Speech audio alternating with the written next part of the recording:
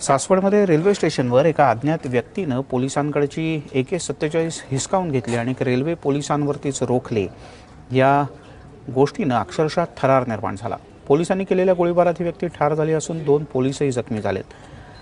AK-47 हिसकावणारा Suresh पुरोहित हा मनोरुग्ण असावा असा संशय व्यक्त केला जातोय। सासवड रोड स्थानकावरती बुधवारी पहाटे 4च्या सुमारास ही घटना घडली। पोलिसांनी दिलेल्या माहितीनुसार महालक्ष्मी एक्सप्रेसच्या रेल्वे इंजिनावर एक व्यक्ती चढल्याचं दिसलं। CRPFचे जवान घटनास्थळी गेले आणि या व्यक्तीला म्हणजे सुरेशला खालती उतरवण्याचा प्रयत्न केला, पण सुरेशनं खालती उतरून थेट जवानावरतीच दगडफेक केली। यावेळेला जवानानं त्याला पकडण्याचा प्रयत्न केला तर सुरेशनं जवानाकडची AK-47 हिसकावून घेतली। या दरम्यान पोलीस आणि प्रवाशांवर त्यानं ती रोखली। प्रसंगावधान राखत जवानांनी सुरेशवर गोळी झाडली। यात सुरेश जखमी झाला, मात्र रुग्णालयात नेत असताना त्याचा मृत्यू झाला।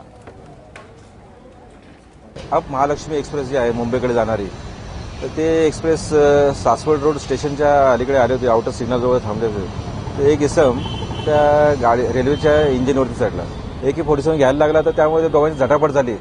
त्यामुळे तो जवान खाली पडला, ते AK-47 हातात घेतली उचलून। म्हटलं सबको मार डालता, म्हटलं त्यामुळे मग जो इंजर्ड झाला होता जवान, त्याने आपल्या 9mm पिस्टलमधून प्रवाशांचा त्यांचा म्हणजे सहसंरक्षणासाठी त्याने फायर केला, 1 राऊंड फायर केला। त्यामध्ये हा इसम जखमी झाला।